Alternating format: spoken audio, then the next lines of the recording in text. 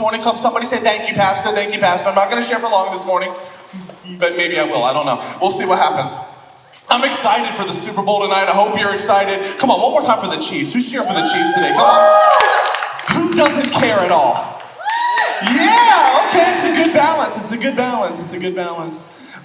We took a break from the series that we've been in called The Unseen. We wrapped it up this past week, and I want to do a standalone message today in light of the Super Bowl, in light of the sports festivities. I want to take a moment today and take a break from our regular scheduled series of events and take a moment and share with you a word that I believe the Lord put on my heart for this season and for today. The title of today's message is simply this: Hall of Fame Decisions. Hall of Fame decisions. How many of you, come on, I want to make some Hall of Fame decisions in my life. I want to make some Hall of Fame decisions. I want to take you to the Bible and the book of Hebrews. The author, we don't know who the author of the book of Hebrews is, but the author in the book of Hebrews shares this incredible moment in chapter 11 where he talks about faith and being a powerful man and woman of God and stepping forward and walking in authority and all these things. And then he names all of these incredible people. And then he goes into chapter 12, and he mentions this thing, and verse 12, Hebrews 12 says this: therefore, verse 1, it says, since we are surrounded by so great a cloud of witnesses. So in chapter 11, he names some people. He names some people, and I want to call these people, the cloud of witnesses, the Hall of Fame of the Bible. They're in the Bible. If the Bible had a Hall of Fame, the cloud of witnesses is the Hall of Fame. It's Dan Marino and Abraham, come on, it's Larry Zonka, and come on, it's Nat Moore, it's all Miami Dolphins, okay? That's just all it is. We only win at making it to the Hall of Fame. We don't do anything else. But there's this cloud of witnesses. It's the biblical Hall of Fame. And the author rambles off some powerful names. I'm going to share a few of them with you. He says Abraham's in the cloud of witnesses. He's in the Hall of Fame. Isaac, Jacob, that's the three-peat. Like Abraham, Isaac, Jacob. And then Gideon, Barak, Samson, Japheth, David, and Samuel. He names off these, and if you've read any of the Old Testament, these are some powerful, heavy-hitting names. They did some crazy things in their life. Samson was the equivalent to like a Hercules. He had like unlimited strength that God gave him, and he could rip down pillars, and he fought wars, and he battled in wars with like animal bones and beat people with animal bones. He was this crazy man of God. Abraham, Father Abraham, who all of Israel he led into existence in Abraham, and then Isaac and Jacob and Gideon, and the list goes on. He says this: therefore, since we are surrounded by so great a cloud of witnesses, he says, let us do this. Let us also lay aside every weight and sin which clings so closely. And let us run with endurance the race that is set before us, looking to Jesus. So there's two things that he says. Number one, lay aside every weight. Second thing he says is look to Jesus, the founder and perfecter of our faith, for who the joys was set before him endured the cross, despising the shame, and is seated at the right hand of God. How many of you are thankful that Jesus endured the cross cheerfully? He was excited to go to the cross for you and me because he loves you that much. He endured the cross, despising the shame, and now he sits at the right hand of God. These guys, this list of gentlemen that I named, we could go Esther, we could go Naomi, we could go Ruth, we could go through the list of the Hall of Fame members that belong to the Bible. I want to help you today. I want to help you in 2020. I want to help the 2030 version of you. I want to help the version of you in 10 years be inducted into the Hall of Fame. To be able to, at the end of your days, at the end of your time on this earth, be one of the people that's counted as one of those who lived a life worthy of being in the cloud of witnesses. I want to make the Hall of Fame. Come on, I don't want to be ordinary. I want to be extraordinary. I don't want to be average. I want to be great. I don't want to be one of the guys. I want to be the guy. Come on, somebody. I don't want to be just one. I want to be the best. And that's not a competitive thing. I want my life to have mattered. I want what I do on this life to matter. So the title of this morning's sermon is Hall of Fame Decisions. Let's pray. Lord, we just love you this morning. I thank you. Lord, I just pray that you would use my words to convey your heart to Imagine Church, to every guest who's with us today. Lord, I just pray that they feel loved, welcomed, accepted, all those things. And Lord, that they would leave today feeling a whole lot better about life than the way maybe they came in today. We love you, Jesus. We give you all the praise, and go Chiefs. Amen. When I was a kid, I wanted to play football. Come on, who's like me? When you grew up, you had crazy dreams. Anybody have a crazy dream when you were a kid? Come on, where are my astronauts at? Who wanted to be an astronaut when they grew up? Come on, okay. Who wanted to be in the NBA? Any NBA players who want to be in the NBA? Okay, JB, really? NFL, who wanted to play football? Come on, baseball. Who wanted to be a ballerina? Come on. All right. Mike, put your hand down, jeez. We have dreams when we were kids. I wanted to be in the NFL. And I was a big kid, so it looked good for a little bit there. I was bigger than everybody. I was taller than my grandmother by 3rd grade, and she was a short lady, God bless her soul. But I was bigger than her by 5th grade, you know. I was the tallest kid in every class. I weighed into the 99th percentile, and every time I was brought to the doctor, he's in the 99th percentile. You gonna play for the Dolphins one day, buddy? Like, there was this pressure on me by everybody around me. Don't waste your God-given size, you know? And I'm like, why does everybody have a southern accent? I don't know. In my story, I am from Brooksville, obviously, I didn't make it. If you weren't aware, I didn't make it to the NFL. It didn't end up happening. I barely made it through high school. God save us. I barely made it through high school. I didn't make it to the NFL. I know I could have. I know I looked like I could have, but I didn't. And so you can, yeah, anyways. I didn't make it. Why didn't I make it? Why didn't I make the NFL? Well, I love football, but I love Twinkies more. I'm just going to be honest with you. Like, I love football, but I love late night snacking much more. I felt like Allen Iverson whenever football practice would come around. What's Allen Iverson's famous quote? He said, practice? We're talking about practice? Practice? I'm Allen Iverson. That's how I felt like, Coach, I don't need to practice. Just put the ball in my hands. 1v11, I could take on the whole team, you know? And I didn't make it to the NFL. I didn't want it bad enough. There's something that separates athletes, right? There's something that separates them from everybody else. They have this drive, this internal fire to chase something with all that they have, and they go all the way. They commit to waking up early, to working out. I just couldn't do it.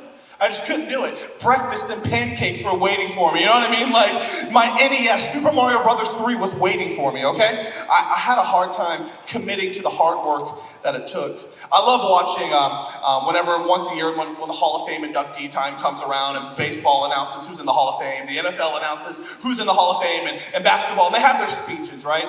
There's nothing like a Hall of Fame speech. You start crying, you don't know why you're crying, you're just emotional because they're emotional as they're like, I was born in a little town of Brooksville, Florida, you know, and they just tell their story. You're like, oh my gosh, it's rags to riches, it's amazing, and it moves you. There's something about Hall of Famers. There's something about not only the best, but there's something about the best of the best. Like, in comparison, an NFL player compared to me is much more talented, gifted, dedication, all these things when it comes to their craft. But the separation between me and a Hall of Famer, come on, is insurmountable. The separation between an NFL player, an NBA player, and somebody who makes the Hall of Fame is insurmountable. It's this giant gap. The Hall of Famers are the best of the best of the best. The Hall of Fame is really hard to get into, right? In baseball, the percentage of players who have ever played in baseball compared to those who have been inducted into the Hall of Fame, if you play baseball, professional baseball, you have a 1.17% chance of making it to the Hall of Fame. 1.17% of, can you imagine, like, if that was Imagine Church? All right, we're looking for greeters, but only 1.17% of you are gonna make the cut. Like, what in the world is going on? This is terrible odds. The odds are against me. And so in baseball, 1.17% of players who have committed their life, every day of their life, to playing baseball, to working out, 1.17% make it. NBA is a little bit higher, I think, because there's less players per roster, so there's less players that have played in the NBA. It's 5.79% chance that an NBA player will make it to the Hall of Fame. So to be the best of the best, to be inducted into the Hall of Fame, the NFL, probably the hardest to get into because the most players, 53-man roster, over 25,000 players that played in the NFL, only 1.417% of NFL players make it to the Hall of Fame. There's something different. There's something special about these guys and these girls that make it to the Hall of Fame in their respective sports. There's something different about them. There's something different in their drive. There's something different in their lives. There's something that separates them, and I believe it's a decision-making process.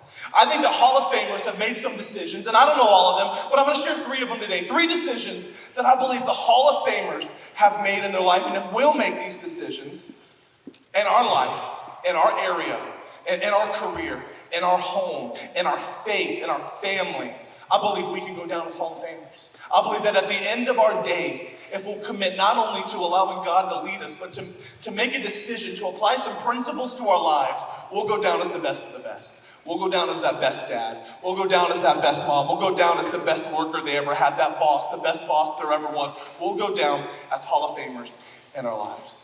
I believe they made a few decisions that separated them from just average to the best. Number one, I believe this. Hall of Famers, somewhere along the line, have decided to stay hungry.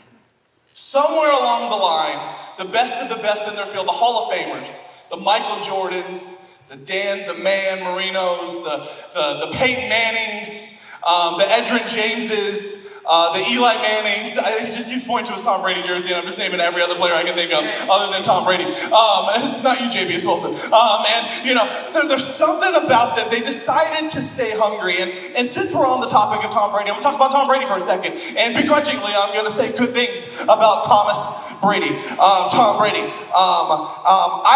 I love my kids. How many of you, any parents in the room, you love your kids? I love my kids. I found out that the schoolwork that I did in second grade isn't the same schoolwork that my daughter is doing in second grade. I try to help my daughter with her homework, and she'll be like, Daddy, you're doing it wrong. And I'm like, no, baby, let me explain to you. I'm incredibly intelligent. I don't know if you know how smart I am. Do you see how big my head is? Okay, there's a lot of brain in there. And she's like, no, Daddy, you're doing it wrong. I'm like, listen to me. I don't care what Miss Drake said, okay? You know, Miss Drake. She ain't right, I'm right, because I'm the pastor, okay? Not only am I smart, I got the word of God to steal it, okay? And so I help my daughter do homework. And sometimes the help that I give my daughter isn't so helpful. And my daughter will come home and be like, hey, Dad, Remember how you helped me with my math and you told me you knew the right way how to do it? Well, get this! You know, and it's like everything that I helped her with, she got wrong. How many have ever been you've learned from your kids? I'm like, baby, teach me how to do math. Okay, well, how do you do 1 + 1 again? I'm not sure how to do it anymore. Times have changed, apparently. Hall of Famers that made the decision somewhere along the lines to stay hungry. What do I mean by that? They've decided to stay teachable. There's something about the best of the best. Not only are they the best at what they do, they're the best learners. They've made a decision no matter how good they become, no matter how great they become, they're going to stay teachable. They're going to remain open to hearing from the other greats who have done it maybe better than them, the generation before them, or even their opponents on the other side of the field.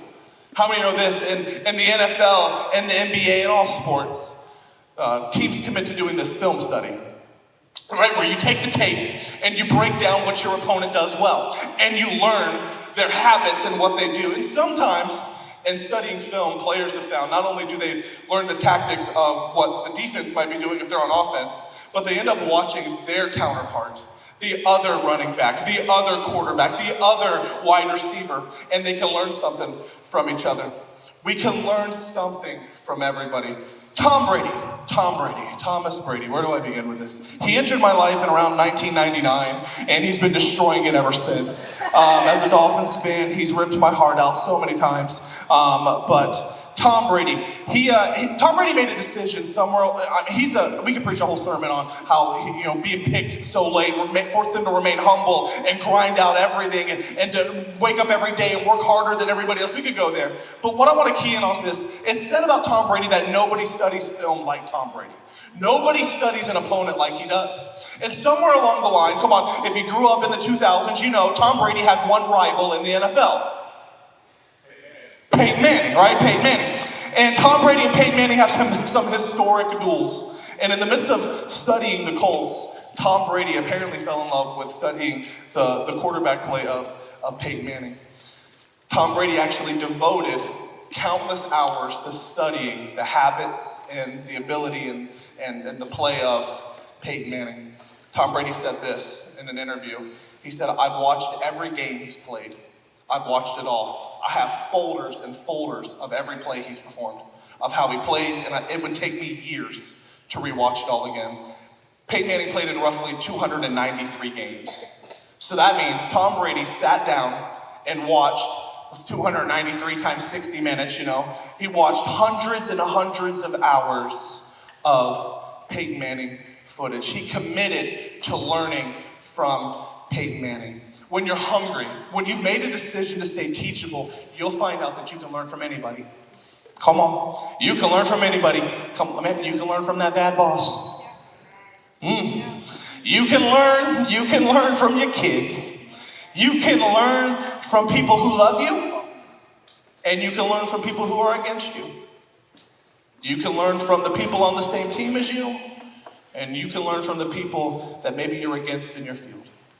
If you'll commit to staying hungry, you'll find out that there's something to be learned from every single person that you've come across in your life. And there's something about the greats. There's something about the Hall of Famers that they made a decision to not arrive. Not to be like, hey, I'm the best right now, so I've arrived and I'm okay, and I'm gonna stay right here. They made a decision. I was on the phone the other day with a friend of mine who's a real estate mogul in the Orlando area, and we were talking, and you know, we were just talking about real estate, and he's like, you know, I read 4 real estate books a month. He's like, I go to a personal retreat for real estate once a quarter. I'm like, will you do what? And I was like, how much did you make again last year? I was like, oh my gosh, that's more money than I've ever made in my entire life put together times 3. And you read 4 books a month? He's like, yeah, I consume it. He's like, I have to stay learning. I have to stay teachable. Listen to me. If you want to be a Hall of Famer in your life, you want to be a Hall of Fame mom, you want to be a Hall of Fame husband, you want to be a Hall of Fame worker, you want to be the best, listen, you have to have an insatiable desire to stay hungry and to keep learning from every experience that life gives you, even from those who might be against you. Man, that's some of the hardest lessons to learn, right? When things don't go well. You can even learn from the people who have been against you in your life. Tom Brady learned from Peyton Manning, his greatest rival, how he could become better. I know this, I've worked for some bad bosses. I've learned what not to do. Come on. I've learned what not to do, which has helped me learn what to do. Because I was a part of a culture that maybe wasn't what I wanted, I learned I'll never do that. So I wrote down notes of the culture that I want to build one day. This is the kind of boss I want to be. This is the kind of pastor I want to be. This is the kind of dad I want to be. I can learn from everybody if I'm willing to incline my ear and listen and watch and observe and stay hungry. Proverbs 9:8-9 says this: do not reprove a scoffer, or he will hate you. Don't correct somebody. Don't try to teach somebody who doesn't want to hear it. Somebody who just moans and complains, don't even try. They'll just hate you. But it says, reprove a wise man, and he will love you. Give instruction to a wise man, and he will be wiser. Teach a righteous man, and he will increase in learning. I can receive unwanted criticism, correction, and guidance, and either get better or get better. I can either be one of the scoffers, or I can be the wise man. And the Bible warns, don't even try with the scoffer. Don't even try to speak life into someone. Don't even try to challenge them. Don't try to teach them anything if they're unwilling to listen, because they're just going to get mad at you. Come on, let's be honest. How many times has somebody tried to correct our thinking and challenge what we think we know is right, and we're like, oh, hold up. No, I know what I know. And we refuse to learn, and actually it ends up putting distance in our ability to have a relationship with them, because every time I'm around them, they stretch me and they pull me and they push me in areas. And if I'm not a wise man, then it does me no good, it just makes me bitter. But if I make a commitment to stay teachable, to stay hungry, then every time somebody comes at me with something that presses me, I can gain from it. And I can actually come out all the better for it. Hall of Famers have decided to stay teachable, to stay hungry, to keep learning. Number 2, Hall of Famers somewhere along the line have decided this. They've decided to stay humble. They've decided to stay humble, and I know some of you are like, nah, I know some guys in the Hall of Fame. T.O.'s in the Hall of Fame, ain't nothing humble. You know what I mean? You're like, oh, hold on, wait a second. Michael Jordan, he's a lot of things. Humble, come on, somebody. Humble. They decided to stay humble. I'll prove it. Hall of Famers have decided to stay humble. How many of you have ever been in a situation where you feel like you're absolutely right about something, but you find out you were absolutely dead wrong about something? Like, how many of you have gotten in arguments? Like, you're like, I know that I'm right. Like, I know that I'm right. I know that I'm right. And you end up being completely wrong in that situation. I do this all the time. My wife actually does this really all the time. My wife likes to find things out, and then she likes to, I'm not even going to mention that one. I was going to mention one that I'm not going to mention. Baby, which one did you mention to me earlier that I should throw out there? Oh, that's right. Me and you both. Oh my goodness. So we were out a couple months ago getting sushi. How many of you love sushi? Where are my sushi people at? Come on, somebody. Let's go right now. Come on. After church. I love sushi. And for years, my wife and I, we would go eat sushi, and we would do this. we would take, you get the wasabi and the ginger in there. Well, I don't know where we decided that we knew what it was for, but apparently we never really knew what it was for. And so we would take the ginger and the wasabi and we would put it into that little bowl they give you, the little black bowl that they give you with your, and we would put it in there with some soy sauce, and we would mix the ginger and the wasabi with the soy, and we would mix that whole thing up. And then we would dip our sushi in this. My wife even puts the spicy mayo in it. It looks weird. Like, it's nasty. And we would mix it all in there. And one day we were sitting down with some friends, and we take it, and we start scooping it into the bowl. And some of you are like, that's what I do. And we're mixing it into the bowl, and they're like, what are you doing? I was like, what do you mean, what am I doing? They're like, that's not what the ginger is for. I'm like, yes, it is. I'll Google it right now. So I pulled out my phone. How many of you have ever silently Googled something on your phone because you didn't want the other person to know you were Googling it? Come on, so you can be like, as a matter of fact, Google it right now. Go ahead and Google it. Watch what pops up on Google. So I'm like side Googling it over here. What is the ginger for with sushi? And apparently it's a palate cleanser. You're supposed to eat some sushi of one flavor, eat a slice of ginger, and it resets your taste buds so that you can taste the difference in the next version of sushi you're about to eat. Well, I had to eat a lot of humble pie that day. You know what I mean? Like, I found out, me and my wife were both like, oh my gosh, we still do it though, baby, don't we? We still mix it in there. We ain't breaking tradition, baby. How many of you did that like me and my wife? Oh yeah, see? There are other crazy people in this church. I'm not the only one. You know what humility does? Humility actually allows me to stay teachable. When I stay in a position of humility and I don't feel like I already know everything, humility actually allows me to remain teachable. It gives me an excuse to remain teachable and to learn from other people. Humility tells me this: I have so much further to go. Like, I've came far, I've came a long way. Hall of Famers have decided to stay humble in this, that they've decided that nothing is given, everything is earned. And when I stay in a position of humility in my life, in my faith, in my walk with God, in my raising of my children, when I stay in a position of humility, I realize, man, I need God. I need help. I need to keep learning. I need to keep growing. I haven't arrived. I'm still a work in progress. No matter how good we become. That's the problem with success though, right? Once we start doing well, we lose that humility, and then now we're navigating things from our position of pompous success, thinking, if I made it this far, I can sustain it the rest of the way. People who are humble, Hall of Famers, decided at some point to remain humble.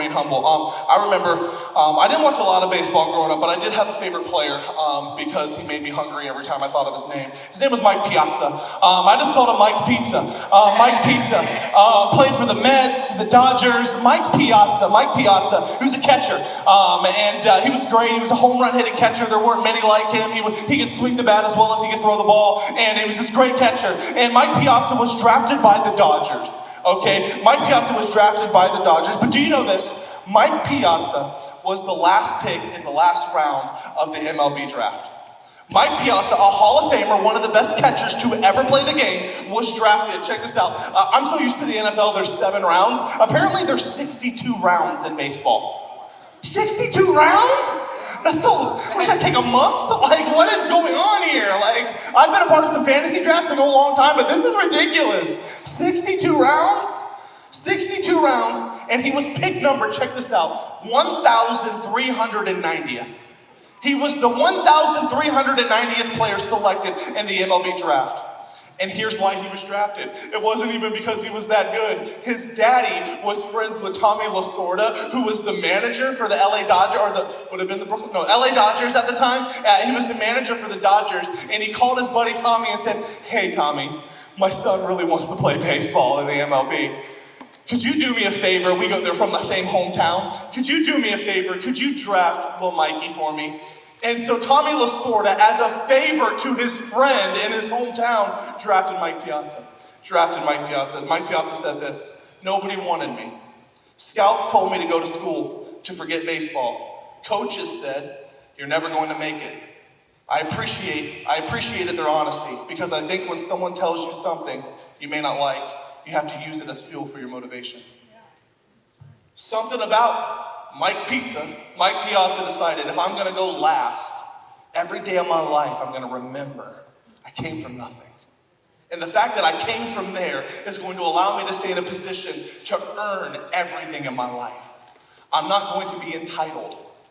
I'm not going to skip the process. I'm going to obey the process, and I'm going to allow God to develop me. Come on, somebody. Some of us are looking for automatic success in life, and we don't want to obey the process because we don't want to walk in the humility that the process creates. Amen. The process reminds us when we start at the bottom of the workforce. You know, I got people all the time that come to me, they're like, man, I just graduated. I really need a 6-figure job. I'm like, oh, you do? Okay, well, how old are you? 18. I'm like, you need a 6-figure job. Yeah. Well, come on, you got to obey the process. Hall of Famers have decided somewhere along the line that nothing is given, everything is earned. Proverbs 11:2 says, when pride comes, then comes disgrace. But with the humble is wisdom. My decision to stay humble and treat every day like a gift is what will separate me in my workforce, in my home, in my parenting, and my career. It'll be what separates me when I treat every day like an opportunity that's given to me to go out and do something, and I stay humble, and I don't think I just deserve this. I should just get paid more. Come on, people should just recognize me, and I work hard. That's what creates the Hall of Fame. But the flip side is arrogance is the setup. Believing that you deserve this, and I stopped doing the things that got me here. When you lose humility and you step into that place of arrogance, man, I'm good enough. I've arrived. I'm here. I'm so good. And I think that's the difference between Hall of Famers. Somewhere in their career, they keep going. They keep getting better, and everybody else just stays right here, just good enough. We should walk in humility every day. Why can we walk in humility? Because we're trying to force our way into a job, but we can't even save our souls. And we're well aware that as bad as we were, as dirty as we were, it was by Jesus and His grace alone that I'm standing here today. Come on. And so that humility propels me to go, I can't even save myself. How can I give myself a raise? How can I assume I deserve anything? I couldn't even save my soul. Being a good person wasn't enough. I was addicted, I was bound, and it was Jesus alone who dug me out of that pit. When I realized it's all because of Him. Come on, Mike Piazza had a debt to Tommy Lasorda and to his daddy. I'm only here because somebody took a shot on me. When you live your life from that position, it's not woe is me. You're terrific, you're wonderful, you're God-made. You have gifts, you have abilities. But the moment you believe your own press report, the moment you believe your own hype reel, you'll slip backwards. And you'll lose the hunger and the fire that got you there. When pride comes, then disgrace. But with the humble is wisdom. Hall of Famers make a decision somewhere along the line to view themselves as just another one of the guys. My last point is this, and Daniela, you can come. Hall of Famers, somewhere along the line, have decided to hustle. They've decided to commit to the hustle. I tried my very best, in light of things this week, to not make this entire message in a sports theme about Kobe Bryant. I did my best, guys. I made it all the way to point 3 without mentioning Kobe. I did my very best. But if you're like me, you've been watching this whole week and you saw highlight reel after highlight reel and interview after interview after interview, and I grew up in the 90s and the 2000s, all I watched was Kobe Bryant beat my Kings year after year after year. Come on. Chris Webber and the boys could never get past Shaq and Kobe. It was the worst. We've watched video after video of Kobe Bryant, and I found myself just captivated by it. There was something special about Kobe that allowed him and permitted him to commit to a hustle that nobody else was willing to commit to. I think Kobe had the first two, actually. I think for sure he kept learning. I mean, he talks over and over again. I called Michael. I called Elgin Baylor. I called Oscar Robertson. Everybody that I could get a hold of, I would go learn from them. He committed to staying hungry and to learning. And he committed to humility, and I know you look at that and you go, well, wait a second. Well, humility can take different forms. Kobe said this, and I was watching the Spike Lee video that he did, and he said this: I've made a decision every day that I show up to practice to, in my mind, not be the best player. In my mind, I'm the 12th man on the roster. Every day I show up, I'm the 12th best player. And every day, I'm going to make a decision to work harder than everybody else. In 1996, when Kobe Bryant was drafted, he was the 13th pick. He was the 13th pick in the 1996 draft.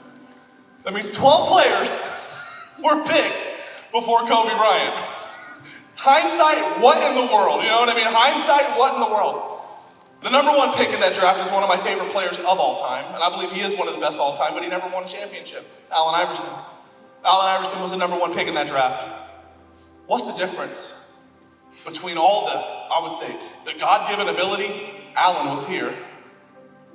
Kobe was right here, but there was something that separated them. I was listening to an interview this week, and it was an Allen Iverson clip, and he said that when they were rookies, they were hanging out after a game, and when they went to go their separate ways, they asked each other what they would be doing next. Where are you going next?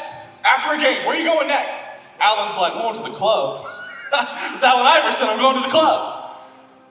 He asked Kobe, where are you going? He said, I'm going to the gym. Kobe had something in him that said, I haven't arrived. I have to commit to the hustle. I have to be a better dad. I have to be a better mom. I need to stay up late and I need to be the best in my industry. I have to commit and not settle for where I am. Kobe made a decision. Something about Kobe made the difference, and I believe it was his commitment to hustle. And there were two interviews that I want to just close with. I heard him talk about this. Somebody brought up that Kobe, well, I was in the Spike Lee interview, and he said this, that he made a decision that in the NBA they work hard and they practice hard. And they get up at 6 and they do a 9 to 11, and then I think they do a 4 to 6. Or they do 2-a-days. For those who play sports, 2-a-days is the worst day of your life, 2-a-days. Go home, take a break, come back, do it all again. And Kobe decided after his rookie year that he was going to do 4-a-days. And for the 20 years that he was in the NBA, every day of his life, Kobe woke up at 4 a.m. and had a 6 to 8. And then the 9 to 11. And then the 4 to 6. And then he would close his night with a 9 to 11. And he made a decision to work harder than everybody else. And here's what he said. After 5 years, everybody started to realize that I was putting separation between me and them. And the guys who used to be as good as me were no longer as good as me. And separation began to occur. And as soon as they tried to figure it out, it was too late because I had 5 years on them. I added 5 years to my life because of my hustle, because of my commitment, because of my commitment to be the best in everything that I do. And I promise I'm going somewhere with all this. We're going to land somewhere. Kobe understood the power of small day-to-day decisions to do the right thing every day, to be the best at what you do. Come on, not to hit the snooze button. That snooze button. I win and lose some days right there with that snooze button. I'm like, swipe right, turn that bad boy off, or hit stop altogether. Don't even hit me up in 10 minutes. Just leave me alone. I have no morning appointments. I'm going to bed. Kobe made a decision to do this, to start with the end in mind. I'm going somewhere, and it's going to take me 20 years to get there, but when I get there, it's going to be so worth it. And I think each one of us, each and every day, make little decisions every day. Am I going to wake up early and spend time with God? Am I going to get up early and put worship on and make sure that He's the first thing that hits my ears and my mind when I wake up every day? Or am I going to sleep in and be rushed into the panic of getting to wherever I need to get on time because I didn't start a little early? Am I going to commit to praying during the day? Am I going to make the little, not the big, I think so many times we get caught up looking for the big moments, the big decisions, and we lose the little ones. Kobe knew this, that there's more power in small decisions being made over the course of 10 years than the power of what we can do in one day. So many of us think that we can change the world in one moment and in one day. And some of us need to make a commitment to looking at our lives and go, what habits can I put into place right now in 2020? That in 10 years, I say it like this, we need to make decisions every day that the future you is going to look back and say, thank you. Thank you for eating the right thing, Chad. Thank you for praying. Thank you for staying up and reading the Word of God. Thank you for loving your children when they misbehave. Thank you for embracing them, because now you're seeing the fruit of what you've done for 10 years. Not the big things, the little, the day-to-day things that separate me. And over 10 years, I've become who I want to be. And not wake up going, I'm not who I want to be. What can I do today to get better? And then it fizzes out and it goes away. Jay Williams said this. He said Jay Williams played for Duke, great Duke player, had some crazy things happen, but he played for a short stint in the NBA. He said he went to play the Lakers, and he showed up early to practice. He was going to get to Staples Center early. He was going to work out and put in some shots. And he said when he walked in and he got to the court, he got there and Kobe Bryant was already there. By himself, Kobe was on the court.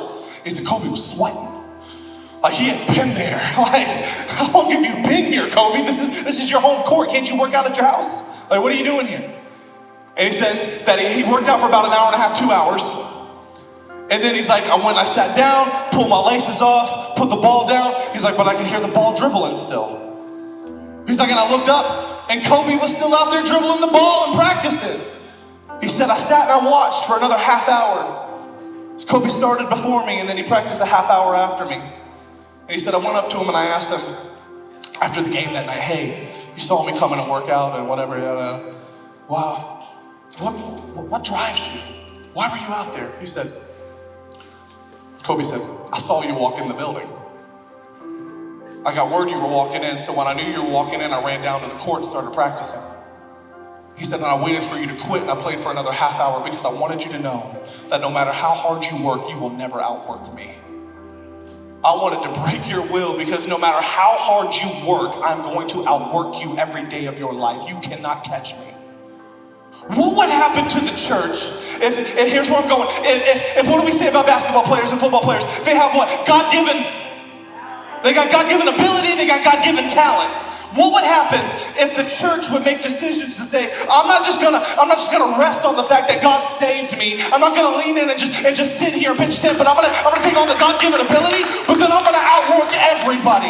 I'm gonna make a decision to be the best in my workforce. I'm gonna be the best dad there's ever been. I'm gonna stay up and I'm gonna be a student of the Word of God, and I'm gonna commit the extra hours. I'm gonna do the things nobody else is doing, so that when I end my career, when I finish, Paul says, when I've ran my race to completion, after I've strived, after I've worked, after I've done it all, I can look back and go, good job, I did it.